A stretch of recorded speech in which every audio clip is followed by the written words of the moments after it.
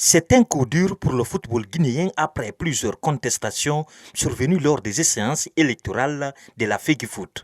La FIFA a demandé la suspension de toute procédure allant dans ce sens. Ce lundi 29 novembre, l'instance dirigeante du football mondial a décidé de mettre en place un comité de normalisation pour gérer les affaires courantes du football guinéen. Moi, je suis partagé entre deux sentiments.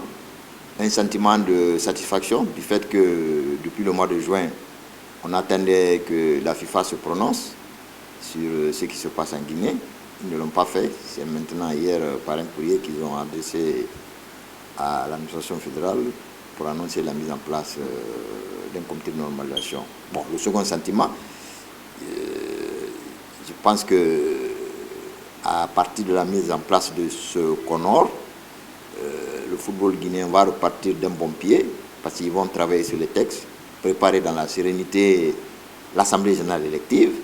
Et je pense que le nouveau bureau qui va être installé dans quelques mois fera en sorte que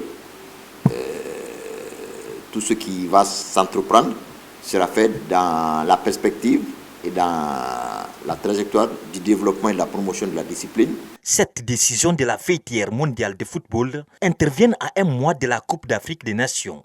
Ce consultant invite ce comité de mettre les bouchées doubles pour éviter une humiliation au Cameroun. Bon, vous savez, l'administration, c'est une continuité. Si le CONOR est installé, il va prendre le train en route et bon, c'est la priorité, s'atteler aux préparatifs de la CAN, c'est-à-dire désigner un encadrement technique qui va rapidement se mettre à l'œuvre pour regrouper les joueurs et préparer la compétition, à condition bien sûr que l'on crée toutes les conditions, les meilleures conditions pour l'encadrement technique, pour que l'on ne soit pas ridicule au Cameroun. Pour rappel, la Guinée enregistre son deuxième CONOR après celui de 2016. Une mission de la FIFA est attendue à Conakry le 5 décembre prochain pour la mise en place du CONOR.